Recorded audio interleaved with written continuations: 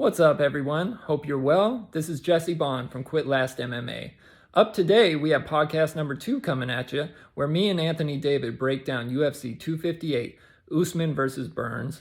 We also give predictions for what we think is going to happen and what could happen after the different outcomes of this weekend. We also get into the Nate Diaz interview, what he means to the 155 division, 170 division, and what's going to be next for him. And we get into Francis Ngannou and his amazing story of migrating from Cameroon to Europe and how he got into the UFC and overcame so much to be fighting for a heavyweight championship. Thank you for joining us and stay tuned. Quit last. Quit last. Quit last. Quit last. We're back, baby. We're Quit recording. last. Quit last. MMA. Boom. We don't quit first. We do what? Quit last. Boom. That's right. Let's go. All you other snitches quit first. Yeah, that's my that was my podcast, and then I joined you. Quit first. Absolutely. Man, good to see you again, bro. Good to see you, man. Cheers. You Cheers. inspired me to get. You You know, inspired me to get a little drink. Oh, you got a little hot toddy going on? I got tea. There ain't nothing in it. It's just, you know, man. I get a little parched by the end of the day, you know. Yeah. When you sent me the text, I was like, oh, I better get a drink too. I Right. didn't know I should have got a little ginger tea and shit. Right. No, what are you sipping on? Crown and Coke? Duh. See, I know my partner over here, man. I'm a creature of habit. Hey, ain't nothing wrong with that. I wish I could do the brown. Oh, you don't do brown? Oh, you do it. I don't do any hard liquor at all. I'll do Yeah. beer every once in a while now, but it messes me up, man. I gotta stay away from it. Anything past this one, and it's a little bit of a wrap. You know what I'm saying? Right. Mhm. Right. Everything in moderation, right? Yeah. Cheers. Mhm. Cheers. Hey. So all Yeah, right. man. What's So the this news? is podcast number 2, man. Podcast number 2 in a Dope. week.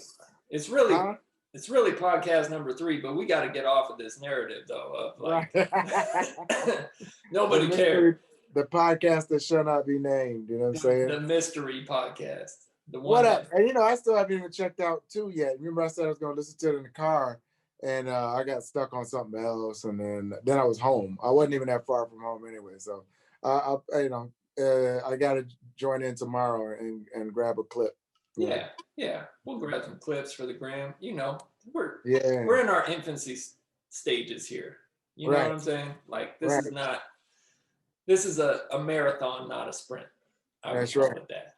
That's right. Yo, you got a different flag today. I do, because that's the TV. Oh, that shit's So, tight. I got the TV over here. All I did was just find a picture and airplay it to the TV. So Right. Dig it. you Got know. to get me one. I got a rep. I seen the NBA was like, we don't want to play it. I'm like, that's dumb. But they made them play it.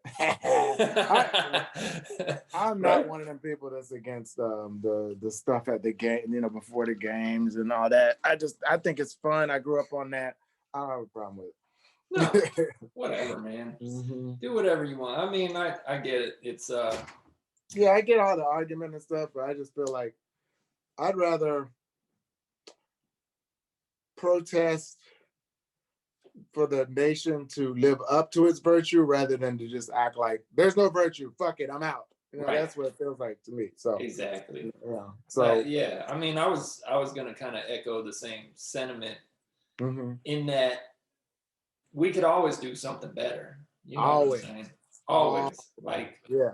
policing could be better. Everything could be better. But Yeah, it comes everything. down to we can be better as people. Yes. You know what I mean? Yeah. And if you want the country to be better, we got to start with ourselves. And For sure. That's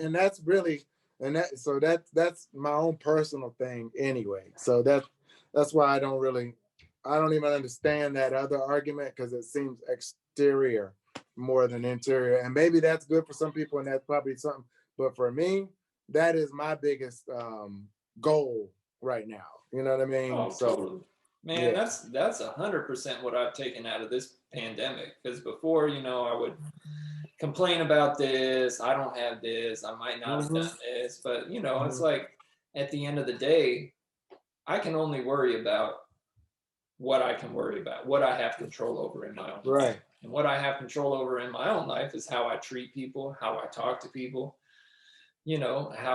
what I do with my time. Yeah.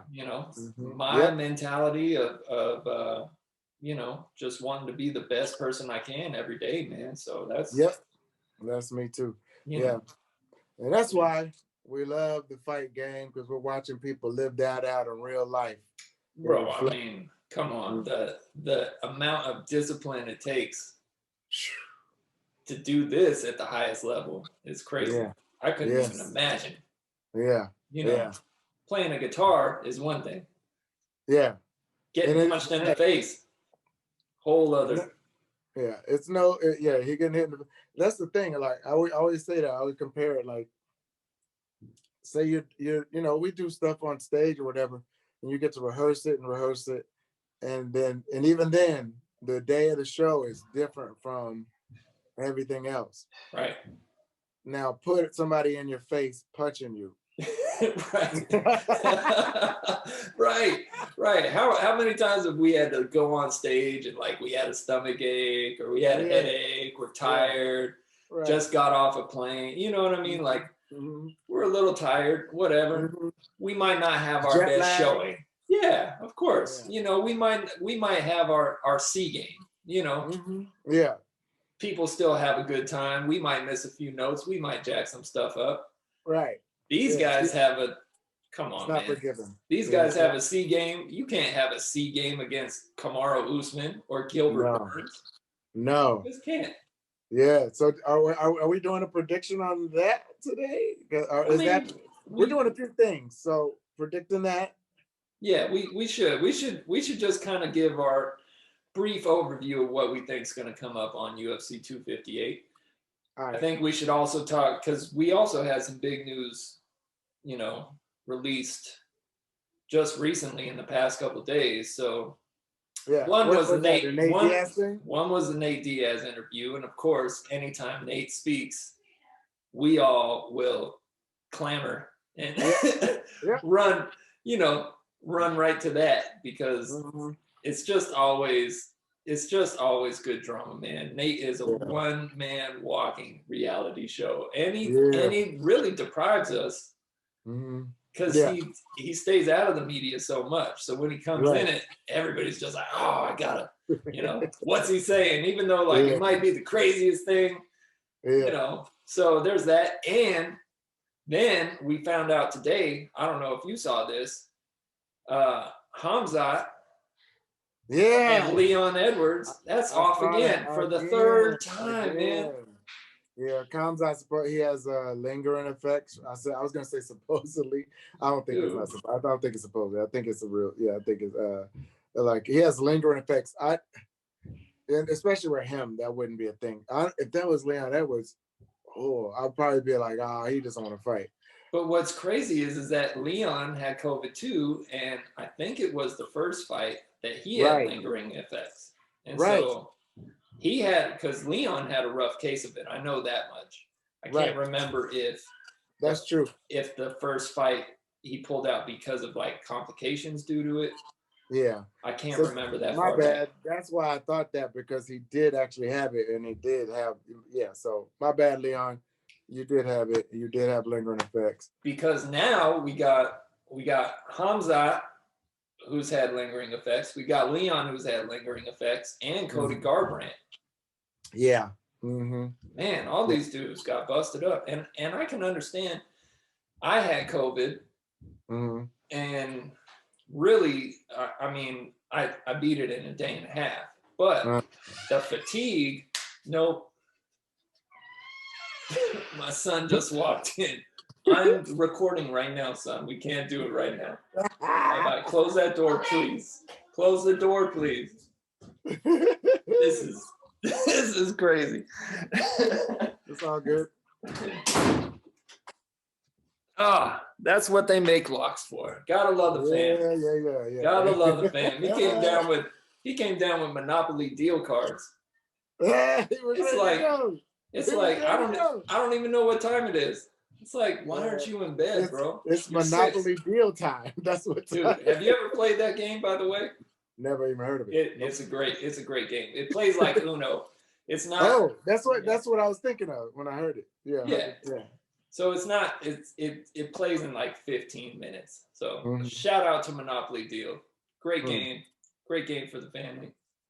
But yeah, man, Cody Garbrandt, Leon, and now Hamzat. And I was saying Are you saying you're tougher than them? Is that what's going on? I mean, I didn't say it, but I just heard somebody else say it. So I mean, I'm not gonna deny it. Yeah, right. But no, for me it was a day and a half. But then the lingering effects for me were just fatigue. So I'm wondering what these guys are really going through with it. You know what I mean? Because I've heard some people say they have like complications in their chest. I never had chest complications. I never had really a runny nose. I just had a fever, and I never lost my smell or taste. So I wonder. Yeah, I haven't had any symptoms, I haven't had any symptoms. I don't know if I've been any symptoms. I've tested like twice. After that, I kind of got. So far so good. Shout out to the what do you call that? The little berry gummies I'm taking every day. I don't know. Maybe that's marijuana. I do got some of those. What, the elderberry? Elderberry. That's elderberry. Yeah. Taking those every day. I don't know. Maybe that's it. I don't know. And I live by myself, so I'm not running around. So. Right. Yeah. Exactly. I just work out like a terrorist and. Oh yeah, see, you've been going hard lately. I was working out up until it got cold again. I gotta get it going again. Yeah. And my body's actually stiff from like not doing nothing. Yeah. So, you've been going hard. You got abs and everything right now. Oh well, yeah. I've always had, it's not getting skinny for me. It's getting bigger. Because I've always been skinny. So. Yeah, getting the tone and all that. But I mean, I got some accountability. I found my tribe, if you will, at Karate RX. So we work out pretty good, man. So I'm thankful for them. But yeah, it just sucks, man, to see another fight called off that we've been really waiting to see, because Hamzat is that dude. Man, Hamzat is that dude. It's like he's really ran through 3 dudes. I just watched. Oh, sorry. Oh no, I'm sorry. The thing we were asking me about if I had the fight pass and all that stuff. I found out I do have a bunch of old fights, and I saw his very first fight where he like kicked the dude, then went and took him down, and then finished him in the second round actually. Right. And so now I see it, like he's vicious. Yeah. Oh, he's crazy. And so like we know he's tough, and I guess my only question now is that going to translate against really the upper echelon of UFC talent, which is Leon Edwards for sure. No matter what Jorge Masvidal says, Leon Edwards 8-fight win streak, just absolute terror, absolute monster. So there's no denying Leon. But it's funny now because it's like now that fight got called off, we all wanted to see it, and it was kind of like a fan favorite fight. But Leon, he was hesitant to take it just because, Hamzat is the new dude. Yeah. You know what I mean? Leon's having the worst year ever. Worst couple of years. Fiscal year or whatever. Dude, you get socked up by Jorge in the back. Right. Then, like, you can't get a fight for anything. Then you get the quarantine. Then you actually get sick and have to pull out of a fight. He was supposed to fight. Who was he supposed to fight for the quarantine? I think he was supposed to fight Tyron. Oh, yeah, that's right. Then the quarantine happened. Yeah. And then he was out of a fight for a while. And then they basically give him to the new guy who was a killer. Right. And who don't got a name. He's going to get it out of him. Right. And then they get sick, both of them. Yeah. Damn. Sucks, man. But now the question is where does Leon go? You know what I mean? Because look, we got Kamaru and Gilbert fighting, right? Mm-hmm. Is Leon really gonna push his cards all in on the winner of that?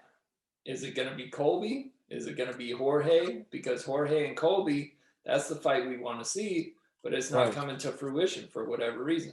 What about Leon and Jorge? I would love that. I mean, they already got the beef. I'm sure Jorge would love that, but wait, were they supposed to be on this? They're not supposed to be on this card. Leon, Jorge, and Leon and Kamzat. That's in a couple of weeks. I think it was the 28th card, February 28th, or was it March? I can't remember. It was coming up soon though. Soon enough that he decided to push it back. Wow. Okay. Well, they pushed it back because when was it before? It was December or something like that. I can't remember the first one, and then they rescheduled it. I think it was February. I think it was that 28th card. But poor yeah, man, poor Leon, poor Hamzat, because man, that dude, you can tell he's game. He's like, I want to fight anybody now. He must really be sick. Yeah, dude, which just totally sucks. So, so man, it's gonna be great to see this Kamaru fight because now this division's heating up, man. It's like we got Wonder Boy. He wants back in there too. Wonder Boy's coming off a couple good fights. Yep. You know, dude. Leon and Wonder Boy. That's a good one. Wait, Wonder Boy is on? No, he's not on this card. No. Okay. Wonder Boy is just and Wonder Boy wants that kind of stuff. Like he wants that kind of fight. He wants that. Absolutely. Because he, they're trying to make him a little gatekeeper, but he ain't having it. Right. Right. And I think he's ranked 5 or something like that. Like he's they keep trying to kick him out of there. He's like, nah. He's not gonna get it on me. With his skill level too, with that striking level, like nah.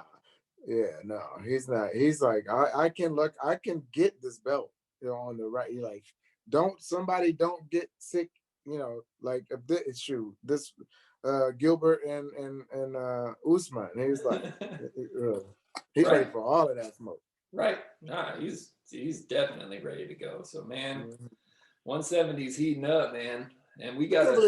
I didn't used to like Wonder Boy when it was like Tim and Tyron. I didn't know much about him. What? He just seemed like the country guy. He was just kind of going. I don't know. And plus, I really liked Tyron at the time.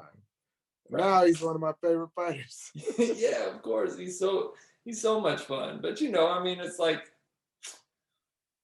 yeah, you're right, because he is such a nice guy. And he's got such a peculiar style for the UFC. He's not a traditional everyday UFC fighter now because he's like straight up karate style. But he'll piece you up. Oh my God. Yeah. It's crazy. I mean, him and Masvidal again would be another. I'll watch that. Another good one. I love that. But I mean, shoot, we got Kamaru, Gilbert, Colby, Leon, Masvidal, and Thompson, and then Michael Chiesa too. So that's your top 7. So who's your pick in Usman and Gilbert? I'm still sticking with my original pick, man. I think Kamaru is going to pull this one out.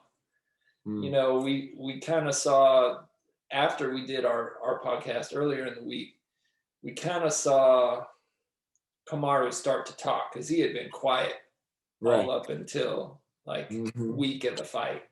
Yeah, and he's coming out here saying like he knows. He's out here's like, what was he doing? He was like massaging his arm. He was like, man, these JV guys.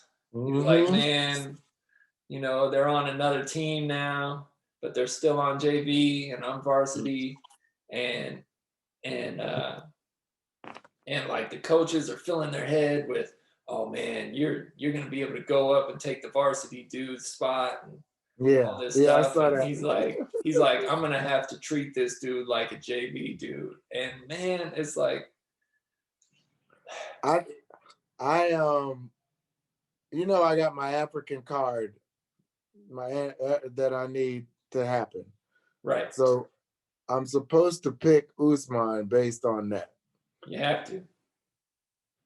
But I do get so I guess I'm pulling for Usman. So as long as just to keep this African card intact.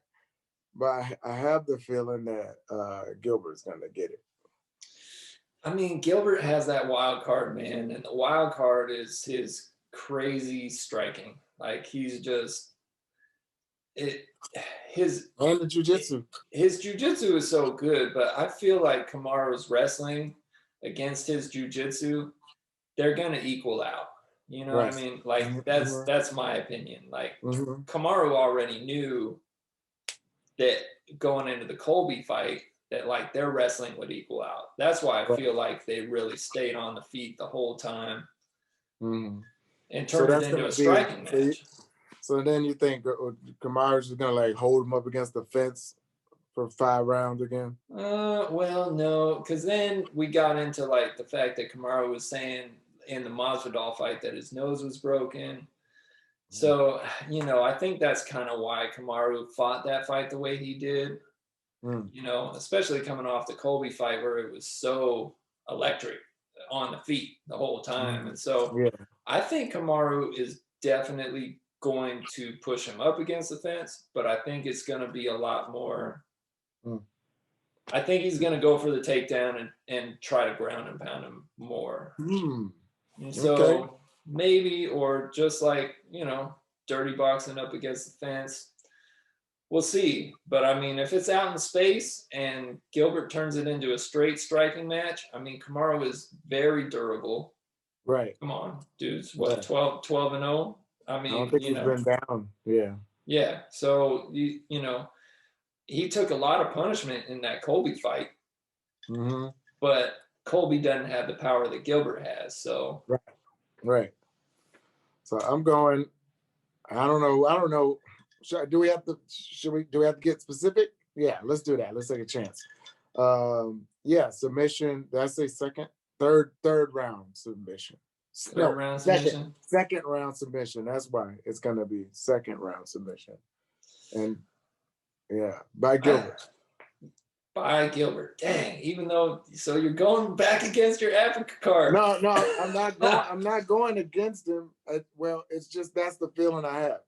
Right. I don't want him to lose because I need my card, but that's what I think is going to happen. Yeah. See, I think this one is going to go deep, man. I think this one's at least going 4 rounds, if not 5. I could see this going to decision all the way to the end. Yeah. And I mean, with Gilbert's last wins, I feel like, it's slight recency bias because Gilbert has had some hiccups in the past, albeit down a weight class for the most part. Right. But man, I mean, if I had to give a prediction, I'm saying Kamaru. Am I gonna go submission? I don't know about submission. I'll go. You could go decision. I'll go. Yeah. Lost your video. Sorry. I had a call.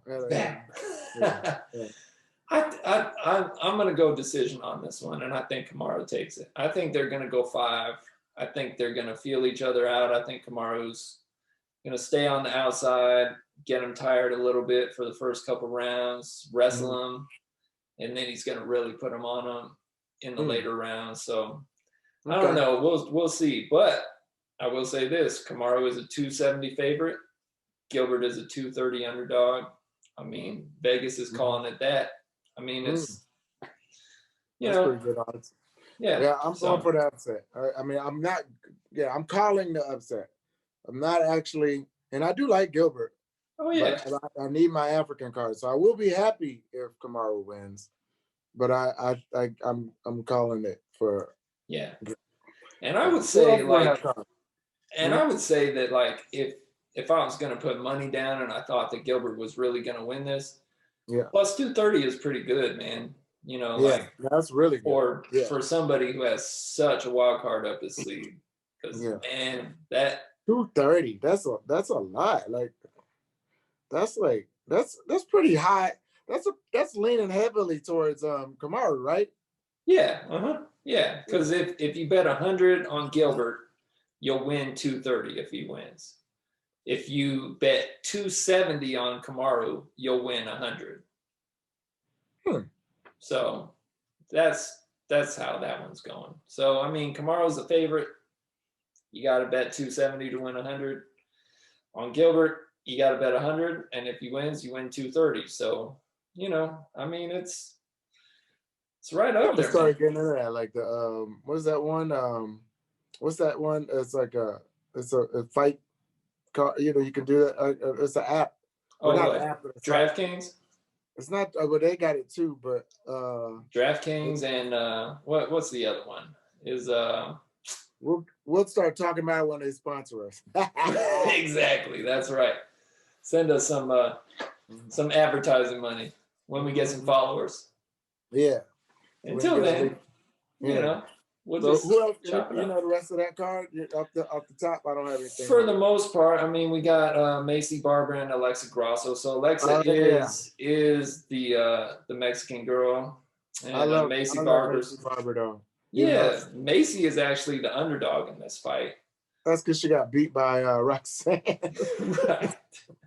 But she blew out her knee though too. So yeah, I ain't gonna lie. She kind of got beat by Roxanne, but Roxanne's so nice. She would go to the ground with this girl who had a jacked up knee. Like, what are you doing? Right. Let her stand back up if she even can. Yeah. What are you doing?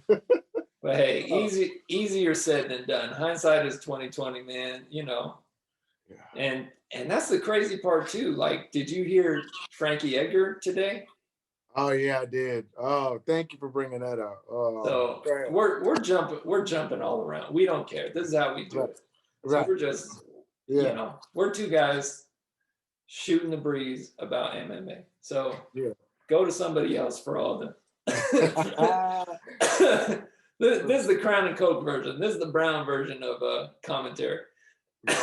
But dude, to just bring up what you were talking about, Frankie, man, he said that he didn't know he didn't know what he was doing. He was like, "Oh, what am I doing?" They were like, "Oh, you were just in a fight." He was like, "In a fight? Like who was I fighting?" He was like, "Corey Sandhagen." He was like, "How long have I been training for that?" He was like, 2.5 months. He said it wasn't until he was on his way to the hospital that he actually started remembering, the date is February 6th. Like, I remember, like, it's all coming back to me now. Yeah. And so it's I've heard of that before a lot of times. People just lose time. And obviously, even guys in fights, they lose time and they'll still be fighting. He just happened to get totally knocked out. But like I remember Ronda Rousey said that when she got pieced up by Holly Holm. She got that first punch and then she don't remember a lot of stuff. She kind of came back in, somewhere right before she got knocked out again. Like you can, it can happen. You can get punched. I mean, I've heard. I ain't never been punched to like lose time or nothing, but I heard my bell rang, but I never lost time. But yeah, I heard time can go away on you, and then especially when you get hit like that. Yeah, but he was talking about he didn't want to retire off of that. That makes sense. Yeah. I mean, it's hard because for us, at least for me, I view the UFC as like this sports league where it's like you're fighting to have a goal, right? Like you're moving, you want to be moving in this direction. You might come down here, but you want to keep moving in this direction. Yes. And for Frankie, is he still moving in that direction? Can he still keep moving up? Or has he gotten to the point where he's come down and where he can only stay flat? So, Yeah, I think he's on the flat part. At the very least, he's at the flat part about to go down, and he might be going down. It's hard. It's hard to say, man, because you Yeah. look at another guy like Tyron Woodley. You know what I mean? Like, it's not like Tyron is out here losing to bums. It's not like Tyron's out here losing to the worst dude. It's not like Frankie just lost to, you know, somebody who just came into the UFC. He lost to arguably Right. But when I top mean going top down, three I don't guy. mean going down like you're already down. I mean you're now Frankie is obviously going to be in the top 5, but he's about to be out of the top 5, I Right. think. Right. And I don't think people want to see him out of the top 5. They want to see him just go ahead leave on a plateau. Yeah. And it But comes. I wouldn't necessarily. I can understand not wanting to go retire after a KO. I would probably want to at least have a good showing or something. Yeah, of course. And I see where he's coming from, and he's like, this is part of the fight game. These things happen. Like, this is It what is. we signed up for. And he's like, what's worse? I got my bell rung once. Yeah. Now I'm cool. Or like, is it better that, like, in a previous fight I got punched 15 times and knocked out? You know what I mean? Yeah, no, it's true. Well, now that Gray Maynard fight he was talking about, he was out on his feet and then came back. And that was the problem, is that oh yeah, he that's had right. those wars like that, and people think of him like, oh, nobody can knock him out. And then what's his name? Your boy knocked him out at 155, 45. Ortega with the uppercut. Right, yeah. And that was the first time he was ever finished. And now he just got like flatlined. Yeah. And he's Frankie Edgar. It's like people don't want to see that. They don't want to see him, but they also ain't paying his bills. So you know what I'm saying? I mean, we are paying his bills by paying for the pay-per-view. But if he ain't gonna be on pay-per-view, I ain't sending him no cash app. So if you want to get right. you know what I'm saying? So I understand that. Yeah, and that's why, we said it before. What are you fighting for, man? Are you fighting for money? Or are you fighting for legacy and prestige and for the belt, really? Because he has that. He has all that. But it does leave us with this question about Frankie. Like, did he just get caught? Could he have looked different in that fight? Yes. Would he look different against a Jan who is a striker? You know what I mean? Yeah. Who he might be able to wrestle a little bit more. Would he look different against Aljo? Yeah. I'm thinking about the words that Homeboy was saying, Corey, like that he saw how slow he was and that he felt like he could get him. I mean, he has Corey Sandhagen, so it's true. I don't know. Yeah, man. I feel bad for our brother Frankie, man. Yeah, but at least we kind of know. I mean, he's in good. Yeah, he's coming back. He's gonna fight somebody else for sure. And they're talking Dominic Cruz, man. Dominic Cruz, Frankie. That's cool. Yeah, that's a good one. Because that's not like watching. They're still in their prime. They're in that zone. They look good. They'll look good against each other or whatever. But obviously, that level, the skill level, and the youth I believe strongly is above them, the both of them. Yeah. Yeah. And you look at those kind of guys as like, if they're not in it for the belt, they might not want to be in it, But then again, man, if this is what you do and this is what you like to do, and I can understand that too. You know what I'm saying? Yeah. I mean, there's a reason why fighters always go out on their shield, man. Yeah.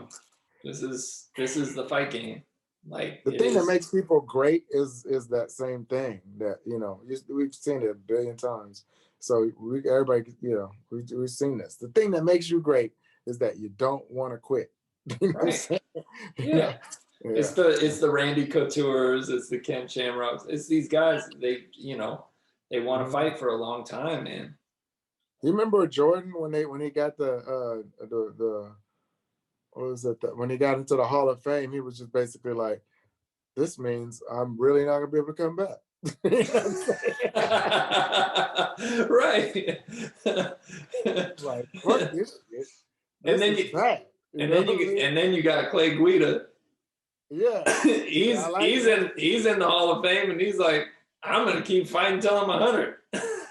That's what I mean. When you got that vibe like him, see, he's not trying to fight these.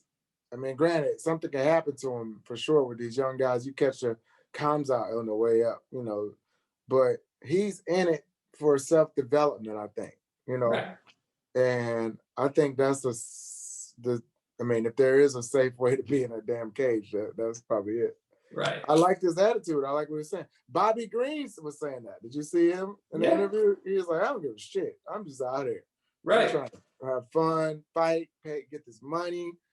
You know, he didn't say this part, but I was like, yeah, that must be nice to know that you can still beat like most people's ass in the world. Yeah, of course. Well, and for Bobby Green, it makes sense. Mm-hmm. Like Bobby Green to me is kind of like in that Mike Perry realm where it's like he's still super tough. he can still compete. He may win, he may lose. Yeah. But like his stock is gonna kind of stay the same. You know what I mean? Like I just got hip to him. It was he did the thing where his dad, his white dad, I think, and he was like, "Yo, this is my dad. He raised me." Blah blah blah blah. He gave this really good inspirational speech, and I'm like, "That's my dude." You know what I'm saying? Right.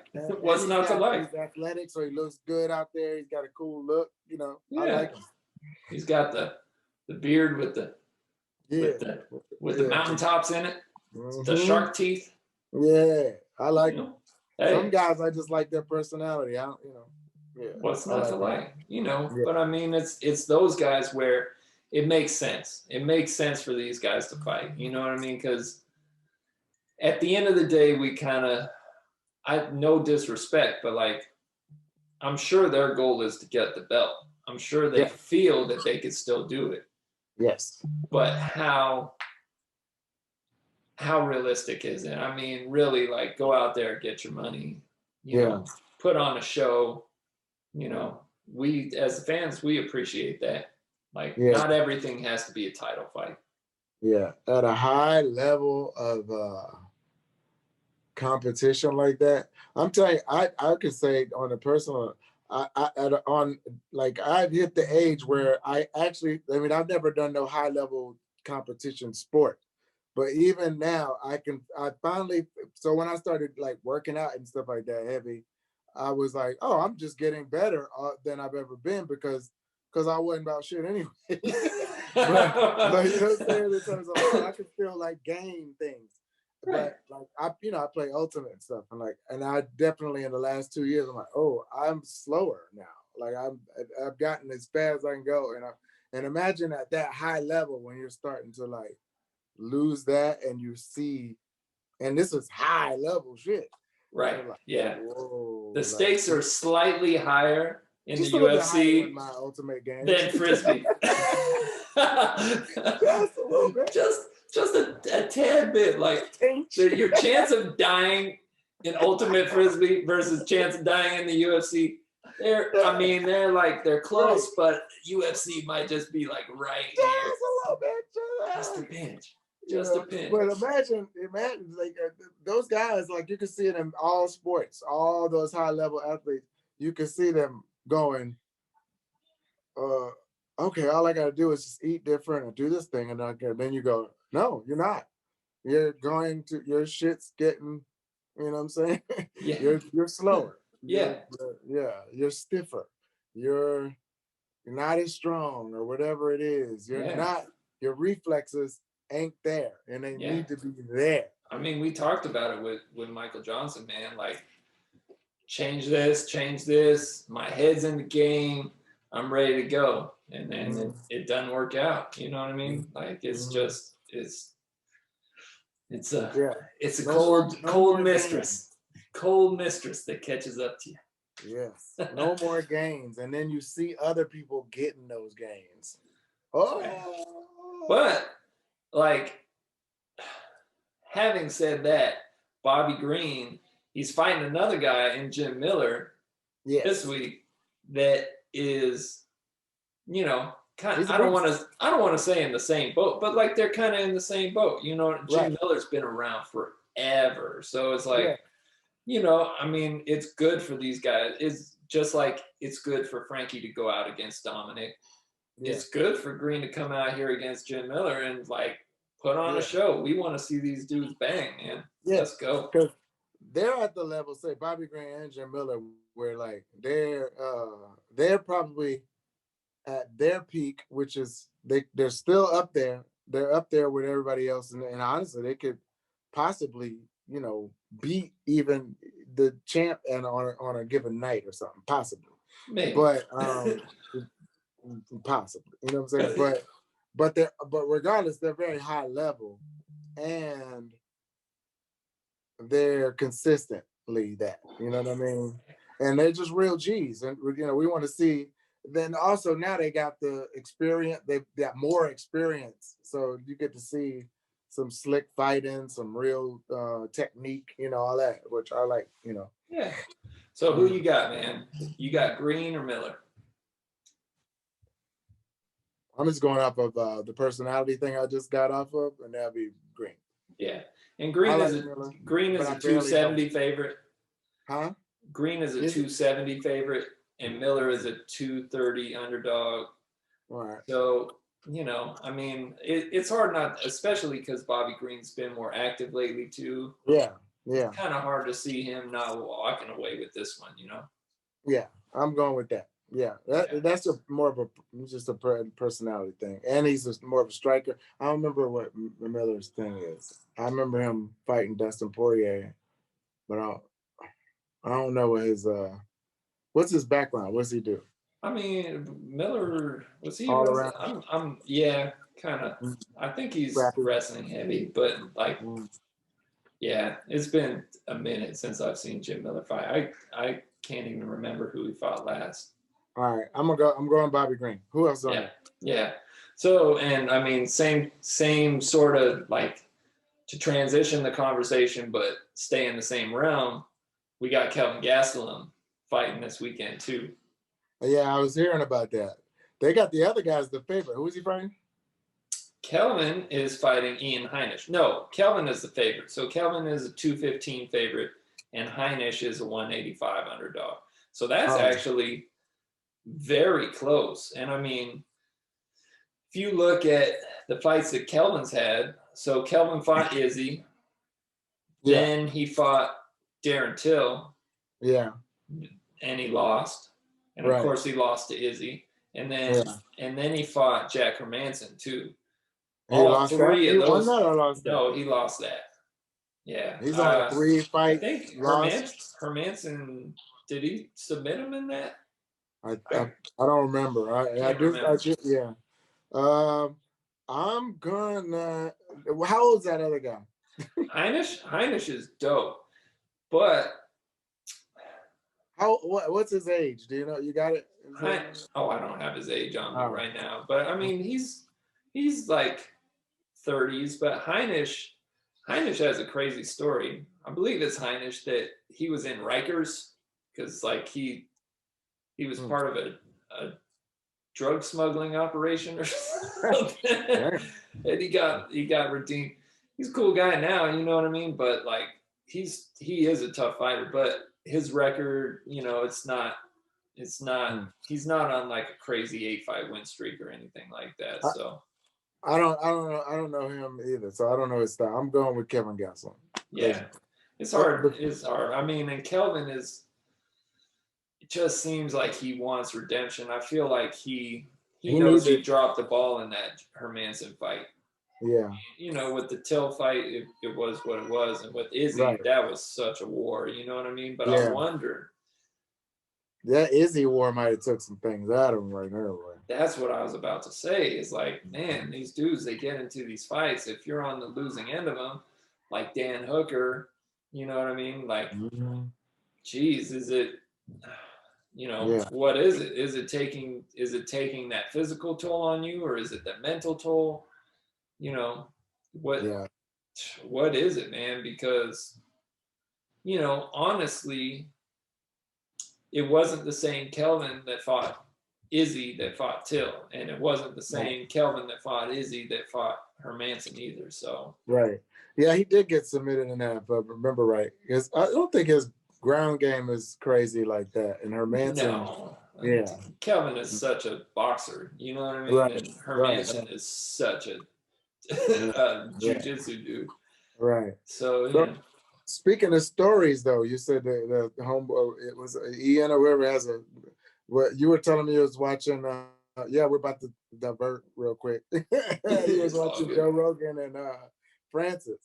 Yeah, That's man. that was a crazy story, right? Crazy story, dude. Now you can Crazy, see why man. I do it so solid, though. Bro, Digging sand. when he was a kid, because he was like, oh yeah, like when I used to drive a taxi, like a motorcycle taxi. Right. He had, he'd be giving like two people a ride at one time on a motorcycle taxi. That must be a big motorcycle if you're putting two people on there with Francis. Oh yeah, but have you not seen those? I think they're called Okadas in Bro. Nigeria. Yeah, they're little. Yes. That's just what they do. Bro, when I tell you, when I was in Nigeria, they had one of those, like, it was basically a short bus, right? What we would call a short bus, or like an airport bus. You know what I mean? Something that maybe 30 people should fit on. Mm-hmm. Bro, we were driving down the interstate. There's no lines on the road, no nothing. Right. People just driving, right? Yeah. I see people hanging out of the window. There is like 100 people on the short bus that 30 people could fit on. And then not only that is like, it's the most packed bus. Like literally people, like if this is the window, you see every single window, there's people sticking out of the windows. Yeah. And then there's a dude standing on the bumper. Yeah. Holding on for dear life, 70 miles an hour down the road, standing on the bumper of the short bus that has 1,000 people in it with people hanging out the windows. And I was scared. When I looked up and I saw a dude just standing on the back of it, I was like, oh my God, this dude is going to die. Like, I mean, they get it in. I hope it is called an Okada because whoever is watching this is going to clown me. But remember, I'm not Nigerian. I am a Akata, which that's really a bad word. Is it? Yeah, that's what they call Black Americans. You're a Akata. It's not offensive to me, but anyway, that's the word. Hey, but I'm a Wakata. They will call you Oyembo. Yes, I am that.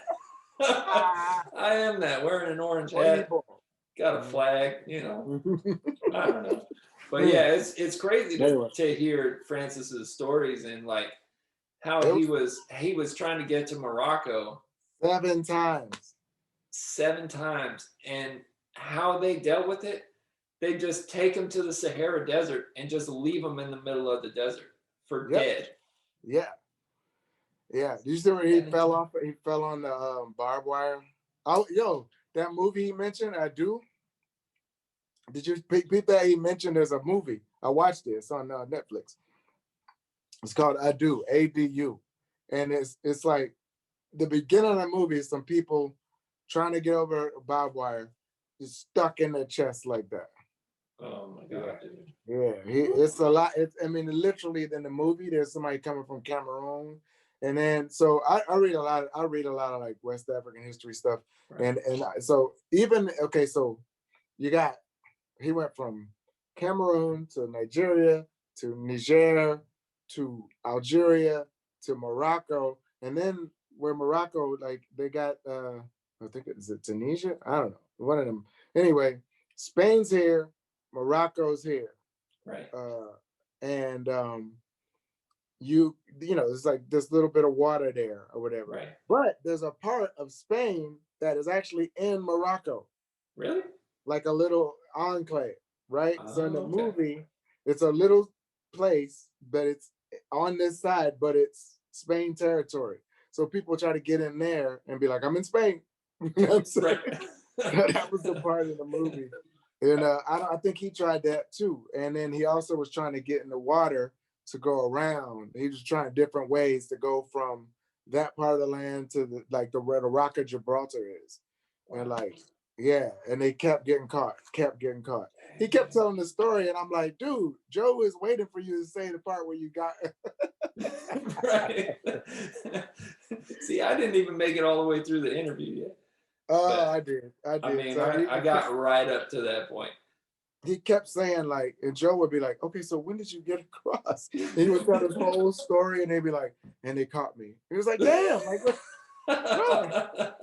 but Joe Rogan is the best interviewer because he just led that thing. He just let him tell the story all the way through. And then he would let him finish and be like, well, I'm waiting on you to tell us when you got success, you know what I mean? Right. And I think by the end of the success was on some, like, he flew in. After all that stuff, he flew in and was just like, I'm here, and like snuck another and stayed or something crazy like that. Right. It wasn't all the times he tried, it didn't work. Dang, and then he did it another way and it just worked. That is insane. And he was holding on to a bus, like riding through the desert. They would ride through the Sahara and you got to get on a bus that's like going like 100 miles an hour and you got to hold on to it the whole time. You can't let go for hours and hours and hours. If you cramp up, but you still got to hold because you'll just die. Wow. Man, that dude, he went through it. Wow. That's insane, man. I mean, it just goes to show how I don't want to say desperate. It's not really desperation, but like how driven do you have to be to want a new life? You know what I mean? That you would risk that. I mean, Masvidal talks about it with his uncles who fled from Cuba. You know what I mean? Like they built a raft out of tires and like lawn chairs and stuff. You know what I mean? Right. And that's the type of thing. It's like they did all that to get to where you and I were just born. Right. Exactly. You know what I'm saying? And we like complain all the time, but that is something to acknowledge. Like, yes. So you didn't hear the rest. Francis would always assigned his name SF. Why? Because that's not his name. He heard of San Francisco and he just always thought he wanted to go there. That was it. All his life. That's crazy. He didn't even want to. When he got into Spain, he didn't want to stay there. He was able to get to France from Spain since they got the whole European Union thing. Right. But he didn't want to be in France. He wanted to be here. Right. The whole time. He's here now, baby. Yeah, he's here now. And his gold chain. I was about to say he's doing all right now. But man, like what a story, and just how can you not respect that dude even more? Like hearing all his trials, his tribulations, like how, and not only just the fact that he physically went through, that crazy, exodus to a new land, but like when he talks about how his family was like, what are you doing? What? Like there's no fight. Like you can't do this. You're 22 years old. You're old. Like what are you doing? You can't do this. Who has ever done this? You know what I mean? And like to overcome that mentality when you can't see it anywhere else around you. Because like for us, we can open YouTube and we can listen to David Goggins. We can listen to Jocko Willing. We can listen to any of these dudes, Joe Rogan, you know what I mean? Like, who are super motivational. Like, you're like, man, I want to get after it. These dudes are real men and like, they're doing crazy things that I never thought I could do. Yeah. All Francis had was negative the whole time. And so all he had was his own mental strength and his own willpower of like, no, I know I can be something great. And I'll risk my life to do it. He said he was in, when he got to France, whatever city, I don't know if it was Paris or what, but like, got a bunch of guys from Mali, were there. and just the group of people that he was linked up with, the village or the part of the city that he could be in, where they were living. He was like, I don't want to be here, because they're just, none of these people are trying to do nothing. Like whatever group of people he was sort of, and so he went and slept in the parking lot. I just on some. Can you hear me? My bad. Yeah, just went like I don't want to be over here because they're not trying to do nothing. I need to be somewhere where I can think. You know what I'm saying? Like that explains to me how he was able to go 5 rounds of that ass whooping with Stipe. But it's cool to hear him talk about that too, because he's like, man, Stipe taught me a lot. He showed me all the holes in my game. Yep. But it's also funny to like hear him be like, talking about how he didn't even know the rules of MMA, and like how in France, like if you took somebody down, it was only jiu-jitsu. You weren't allowed to ground and pound them. Like you weren't allowed to punch him. So like he doesn't even know what he's doing. But he's just like, man, at the end of the day, I feel like I'm a tough guy. Like it's just this man against another man, and I'm gonna go beat his ass, basically. Like he's gifted. That's a serious gift. And you could tell that when they got to that gym, them guys were like, yeah, come on. Like, imagine he walks in your gym talking about, I want to learn how to fight. You go, all right, yes, okay. Yes. Not only are you going to learn how to fight, you're going to be my bodyguard. Right. You're going to stay at my house. Right. I'm going to take you everywhere. That is a gift. Like, yeah. He was saying, like, people are dying. Like, that was one thing he feels bad about. People are dying trying to come after him now that he made it. Yeah. They're seeing it. And so he's trying to figure out how to do things back home to keep people, because imagine, I know a lot of people trying to do that. Part of the reason he survived is because he's huge, dude. Right. Like, imagine him. I mean, he fell in a pit of barbed wire. It was stuck to him. And I know barbed wire from hunting growing up out in the desert. Yeah. That stuff is nasty. You get tangled up in barbed wire. I've tore some clothes in it, but not no skin. Yeah, I've gotten a few nicks, but not falling in it. But man, I mean, yeah. And then to hear his genetics are just so freaky, because like even growing up, he was talking about how he'd have to get up at what time to walk to school. It was like 2 hours of walking to school each way, and like he'd only eat once a day because or maybe twice a day, you know what I mean? Yeah. You gotta time it out. Yeah, time it out. Don't eat till like 10:30 so that your stomach ain't growling by 2. You know what I mean? Not it's unbearable by 2 or 3, especially his big old body. Please. Right. How do you even get that big?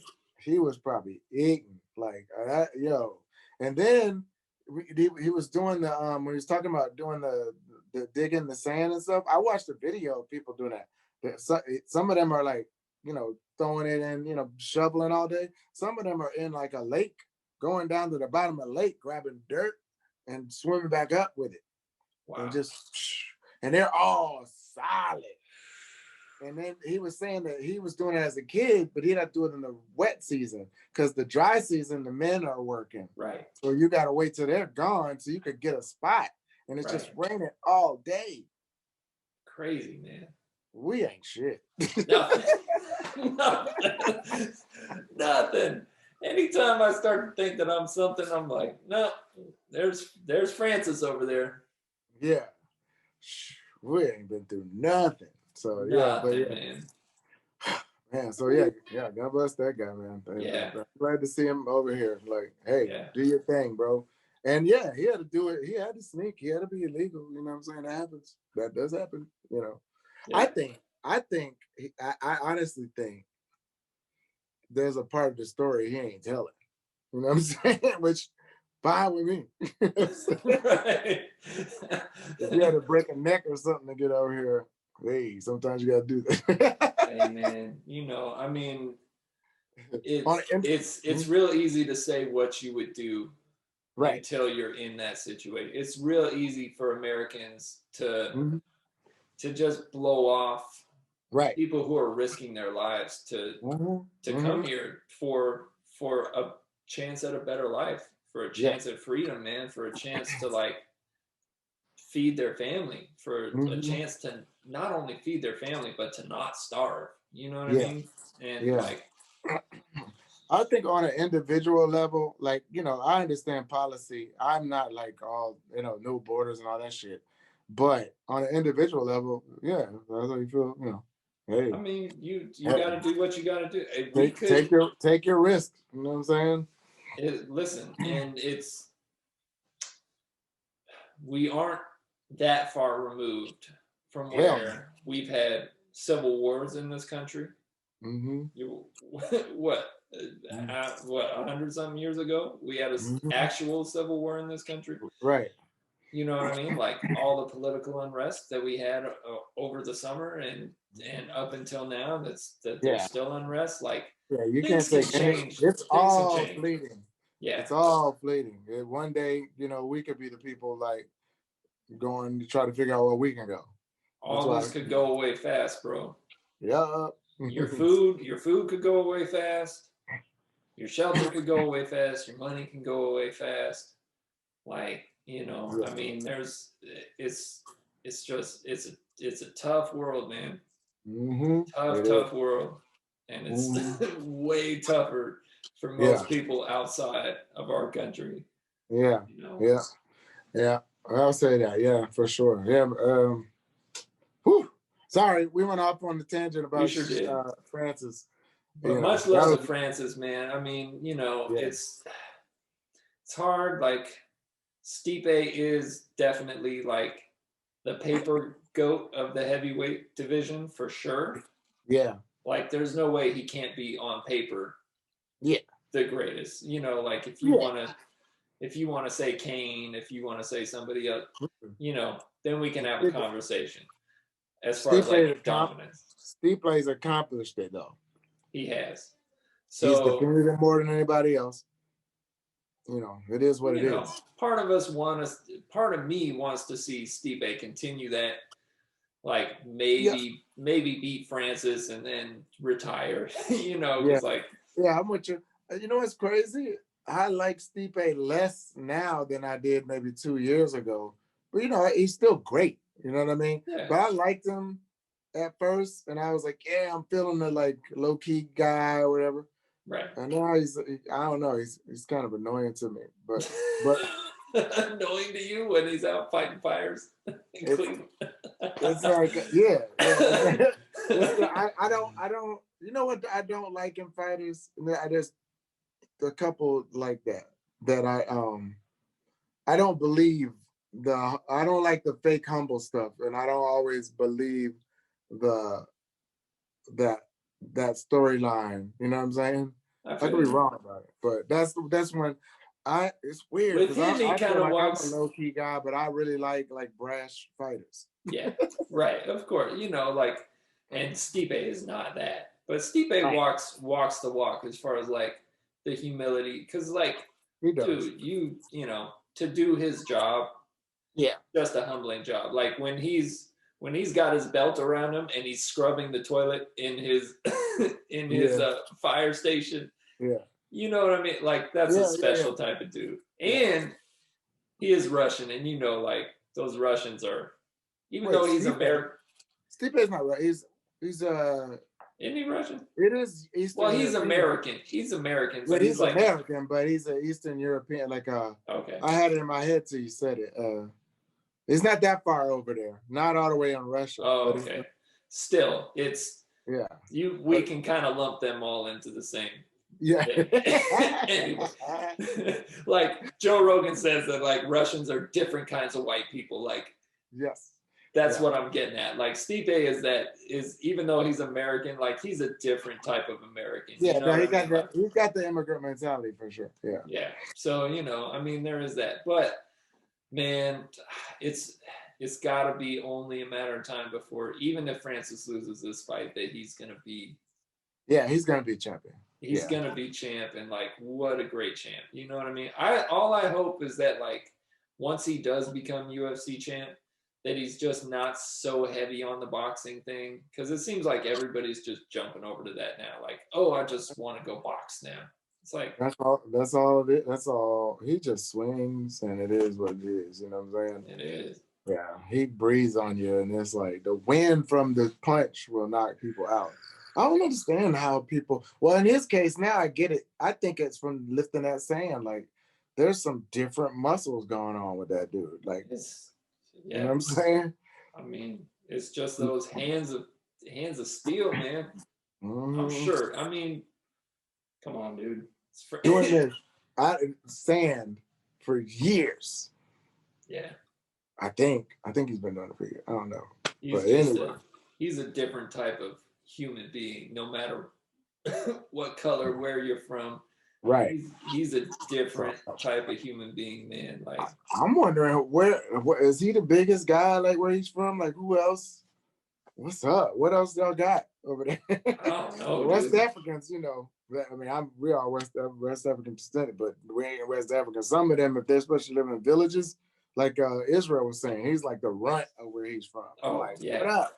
What else y'all got? You know, bro, I remember the biggest dude I ever saw was in Africa. It was like the whole crowd was here, and this dude was like up here. He was well over 7 feet tall. He was probably 7'6", something like that. I mean, like, just the biggest dude I've ever seen. And like some of our security over there, I mean, I was like, dang, these dudes need to be, like, they're making our football players look like nothing. Right. Solid. And then when you got the habit of like a different habit, you know what I mean? Just a body function habit. I'm thinking that damn the sand, what is it? Like sand, what was it? Sand mind. A sand mind this guy works in. That like lifting pails of sand and throwing them over your shoulder, whatever it is, that whatever motion you're doing all day, every day. It's a lot of shoulders.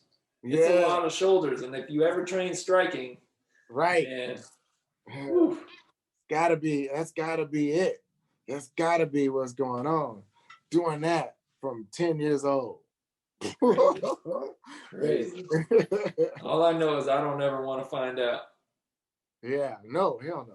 No, but what a gentle, like, he's got such a gentle spirit too, you know, like he's just right. Well, when he's not fighting, you know, but like you can tell he's just genuinely a nice person, you know, like he comes off as a genuine nice person, at least. I don't know Francis, but I don't put that past nobody. No, of course. Like there is that. Ngannou is a raging alcoholic. He beats everybody else.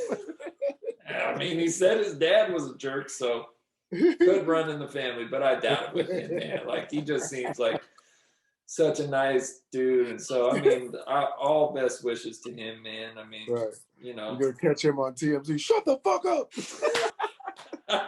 He's out there with Mike Perry, like in a club. He's out here just wilding out. Him and Nate Diaz are like out in the streets of Stockton. Nate Diaz, so we can close out on Nate Diaz. Yeah, we got to do that, man. So, I mean, because we basically ran down. I mean, we got Ricky Simon and Kelleher. That's going to be a good fight. I don't really know them. I'm sorry. I know those names. Yeah, I know you know. And so it's cool. But the other highlight of the card before we get to Nate, for me, is Rodolfo. Rodolfo is how it's spelled in English. Dude, that dude's jiu-jitsu.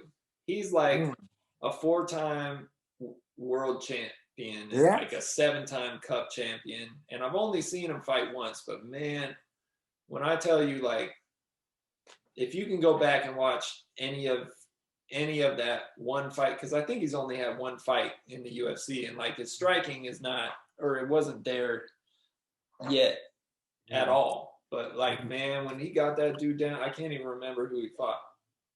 But it doesn't even matter. Like when he got him down, it was like a boa constrictor against like a baby deer or something. You know, like it wasn't even close, bro. His transitions, it's just art. So like I cannot wait to I've like probably seen him before too. I ain't marked it. I haven't marked him down to be in my checklist yet. But so yeah, well, I'll see him this weekend. Yeah. So anyway, Rodolfo. yeah. Okay. And it's pronounced. I can't remember. We got into the pronunciations before, but I ain't got nothing for that one. Rodolfo or something. I don't know, but Good dude luck. is a beast on the ground. If he can, I'll be watching for him. Yeah. So I don't got anybody on my like. You know what? I remember when Israel came out and Usman, and there was another African guy from Congo. Mark Jacasey. mhm. I had him, and there was a few others. Oh, Kevin Lee at the time.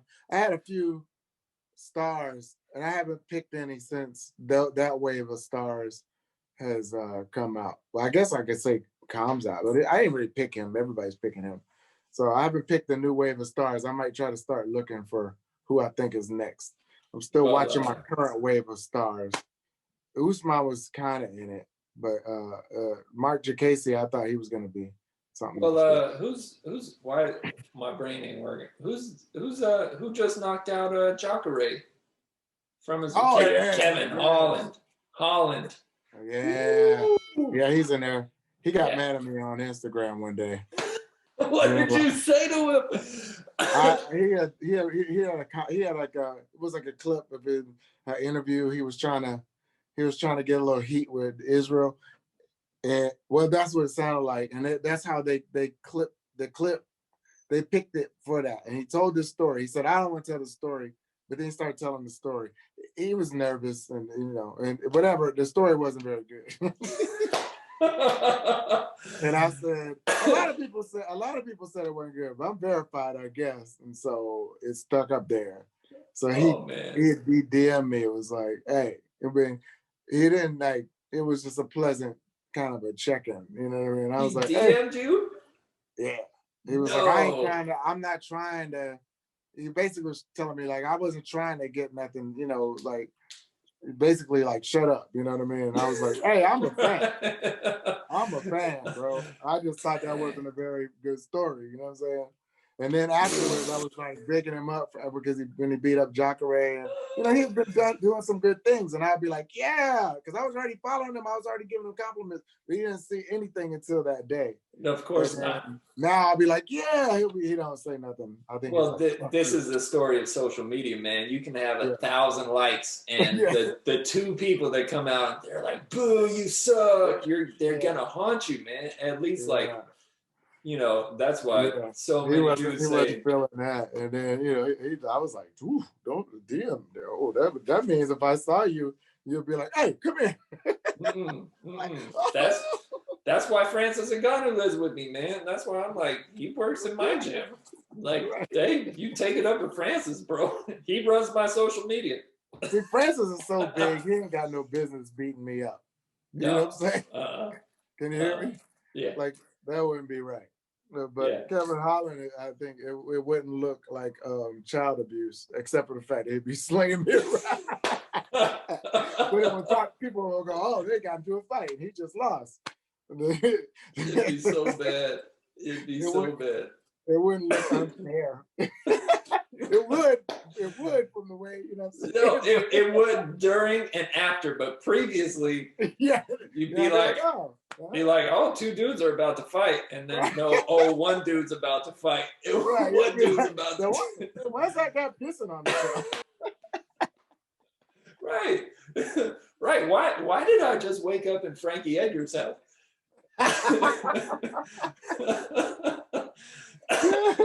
Where am I? What date is it? I don't know. Talking about my comment. When people said it, I was like, that was a terrible story.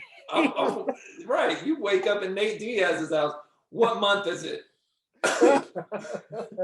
We gotta get to Nate, man. Hey, I talked to Nate one time on the phone. For real? It was a friend of mine. He's from Stockton, and he met. I was supposed to be able to hang out with him. He took Nate to L Bar, No way. Yeah, Nate was here and he was at a Hawks game or something like that. Uh-huh. And then dude was like, he's from Stockton too. So he was like, 209, what up? And then Nate was like, yo, come here. And was like, where should we go? And he took him out. And he told me the next day afterwards. We were doing an interview on the thing. He was like, yeah, I was hanging with Nate. I was like, why didn't you call me? Dang, I want to love to hang out with Nate Diaz. He was like, yeah. And then he called him while I was there and he picked up. So, That's I just, crazy. it was just like a, what up, Nate Diaz, I'm a fan. That was it.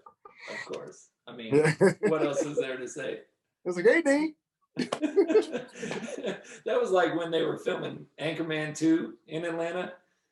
Maybe. Was he in it? Well, no, I'm just saying, like, Oh. for me, I'm such a huge Will Ferrell fan. Mm-hmm. One of my boys was like, hit me up, and he was like, "Oh yeah, yesterday, man, I ran into Will Ferrell. He was down at what's the spot? Oh, I forget the name of it. It's right in the Highlands, the restaurant bar spot. But anyway, they filmed part of Anchorman down there, and he was like, "Oh yeah, I ran into Will Ferrell." I was like, "You didn't call me, bro." Right. I could have been best friends with Will Ferrell. Like, you could have been best friends with Nate Diaz. Yeah, man, these dudes are hating on us, man. They don't want to see it shine. They're trying to block it. They're trying to stop it, man. But that's why we quit last. Quit last. That's right. That's right. We'll be here after Nate Diaz and after Will Ferrell. Right. So wait, Nate, we gotta hit that. Nate, I don't know, he just shook up the world. That was cool. He's such a gangster. He was just like calling whatever he wanted to call. He gonna get a fight this year with somebody. I don't know. I don't even know what to take his conversation. He's talking about he want to fight at 170. He could just, but who does he want to fight at 170? Just Dustin. And who was the other guy? Charles Oliveira. Yeah. Right? Huh? So he wants to fight two 155ers at 170. Yeah. Oliveira already said nah. So, did he? I didn't see that. Today on Twitter, it was like, nah, I'm going for the belt. See, but Dustin's like, shoot, sign me up. I don't have to cut weight. Great. Right. He's so funny. And the fool said 165. He said 165. There ain't no 165. Right. He's making that money. So, he's like, shoot. He'll get something. And then like the thing is, you just get out there. They get it. They understand the game. They understand it. Like he just says whatever he feels like saying, and then like just let it. You know what I mean? Just shake it up and then see what happens.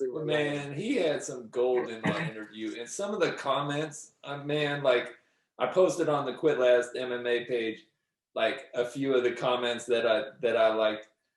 It was so hilarious. One of the funniest ones to me was, "Oh, Nate wants a lightweight belt at 170 pounds." But you know what I hadn't really thought about before. Is like guys wanting to fight guys off of a win versus off of a loss. And that's one of the big things I took away from Nate's interview was because he was like, I don't fight losers. He was like, now is not the time for this Conor fight. He was like, maybe I need to just go get submitted a few times and then I'll fight Conor. How about that? Right. Yo, he's a G. And he just says stuff like I learned from Chael Sonnen watching his thing. You don't really have to just be telling the truth. I'm about to put some in my own game. Well, he was like, I ain't never been finished. Josh Thompson, they threw the towel in on that dude. Yes. Yes. That was a long time ago though. Yes. So But they threw the towel in on him. Right. He didn't throw the towel in on him. Even though he got his face kicked off. But, what are you gonna do? Like it's in Nate's world, he makes the rules. He makes the reality. Yeah. This is what it is. I mean, like, if he's never been finished in Nate's world, who's to argue with him? Are you gonna go finish him? I'm not. No.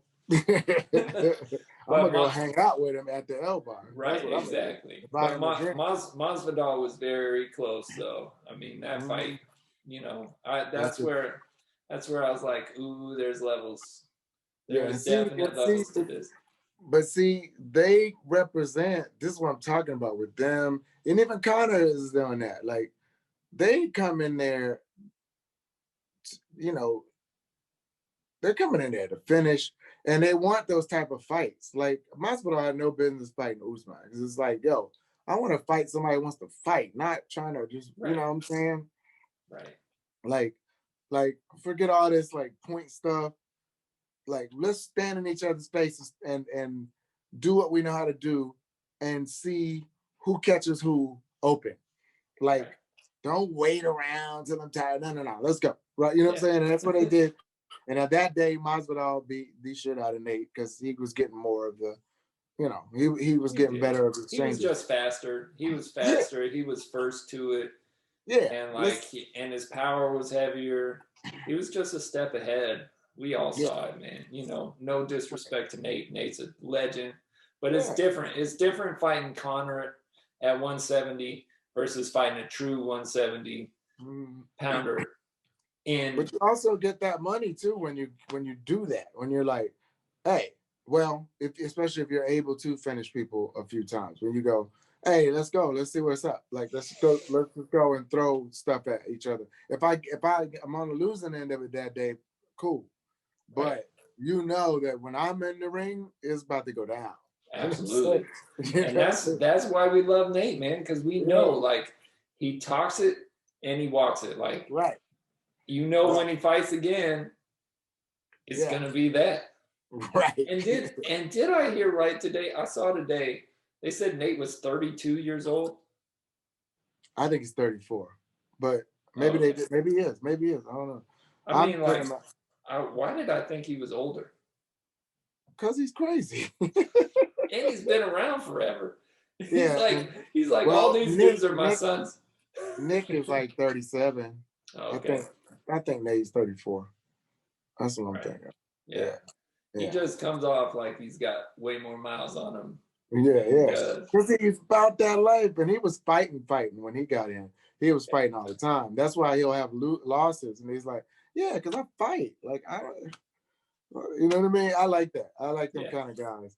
I ain't mad at a smart fighter and all that stuff, you know, but, you know, even say Izzy, he's like, look, like, we can wrestle a little bit, but let's throw some hands and see what's up. And I just happen to know how to throw hands and feet better than anybody, and I can stop your takedown. So what's up? And elbows. And all that. Right. And then he's like, you haven't even seen my ground game. Right. That's why I like that guy. Absolutely. But, you know, I mean, it's just going to be fun to see. So did you see where Nate said he wants to fight 2 times minimum, 4 times maximum? Yeah. I don't believe it. But that's cool. I don't believe it either. I think Nate might get 1. Yep. But, I mean, I could see him fighting twice, though. I could see 2. I could see him, especially, there's no way he's going to get this Poirier fight. There's no way. He's going to have 4 people that he wants to fight. There's just no way. Like, why not fight Tony Ferguson? Why not? I like that one. Yeah. Why? And really, we all know what the fight is. It's Conor McGregor. Right. Now, he says it's not the time to do it right now. Yeah, but he's just saying that. It's the time to do it right now, man. It's got to be the time to do it right now. Right now. Why not? Go get paid, bro. Go make. Nate's coming off a loss too. Not in Nate's world, though. That's his thing. He's like, I didn't lose the fight. Same way Colby Covington didn't lose against Kamaru. He's like, that was a bad stoppage. Which I will say, not to digress, but like, I watched the fight the other day. Yeah. When I was watching it in real time, I felt like, oh, that wasn't a bad stoppage. He was losing this fight. When I rewatched the fight, I'm like, he wasn't out. You know? No, he wasn't out. He could have. Now, I was glad it stopped, and I don't call it a bad stoppage, but he could have made it to the end. Had he made it to the end, it would have been a tough call too. Yeah. And Usman did have some weird, like he was like, oh, he hit me in the nuts, and it wasn't really, you know what I'm saying? He had some spots in there that he was doing some things. And I ain't mad at a good tactical, you know, I guess you call it cheat, or I don't know what you call it. That's just being smart, if you ask me. But especially if you can get away with it. But he got away with it. You know what I'm saying? Yeah, one of them I think was legit. The other one I was like, I don't know. Yeah, he was like getting some breath. I don't know. It's a little close, but it's like one of those things. Like some of those glancing shots. Yeah. I don't know. Well, it's like flopping. It's like flopping in basketball or something. Right. You know? The LeBron. Yeah. You like dude walking by you, and you're like, you know. So Kobe, he ain't out of there yet. No, no, man. So we got it heating up, bro. I mean, I can't wait to hear who Nate's gonna fight. Just because, I mean, like when Nate fights, the circus comes to town, bro, and it's gonna be next level. And like now that we got Connor saying he's nasty Connor again, right. Like, and he's chipping it he's chipping at Nate. You know what I mean? Yeah. I want to see nasty Connor. I don't like this nice guy. No. Yeah, and I really believe he's really being nice. Maybe that has something to do with his kids. Definitely with Khabib, you know, humbling him up. Because that fool was like, it's only business. I'm trying to kill you, bro. No, man. I think the kid probably plays something into it.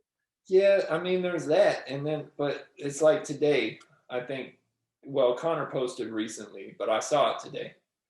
Yeah, he was like, he was working out. He was on a bike or something, talking about how hard he's grinding. But he's on a bike outside in this beautiful place, like overlooking a waterfront. Oh yeah, I forget about that. Yeah, I'm like, dudes are like, you don't think about fighting in somebody's mansion. You know what I mean? Like, this is not the Kingsman. This is not James Bond.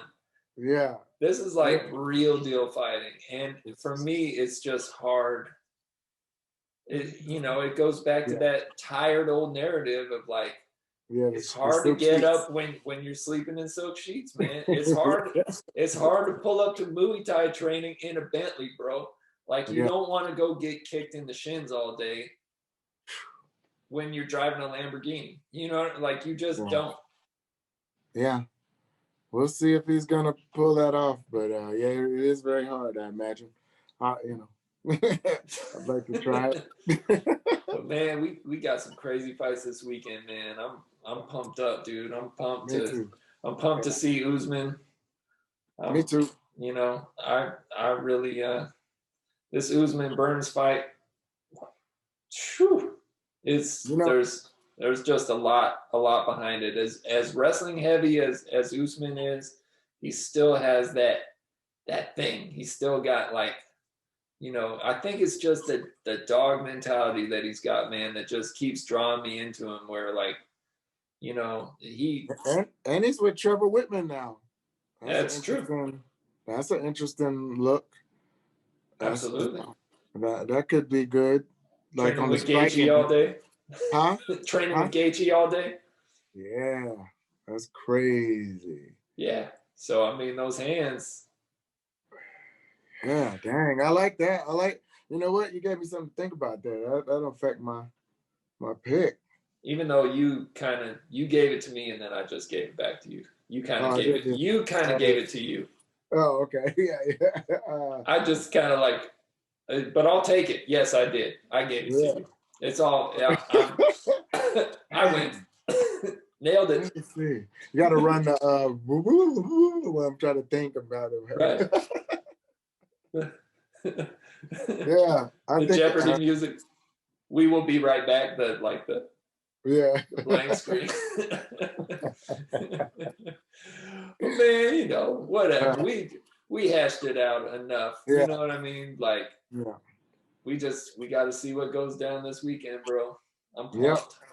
It's going down. I'll be in front of the TV right over here. So we will be texting and we will be watching. Yes, sir. And we'll be All right, back. man. We'll be back when? Maybe Sunday night, Monday. We'll do another one, something like that. It'd be cool to do it Sunday morning if you're wait. Sunday, whatever. I got church, and then Right. We haven't done we should. So Sunday's pretty busy for you. Well, I mean, I gotta be. Yeah. I gotta be there at 6:30 in the morning. So. Well, yeah. No, I'm talking.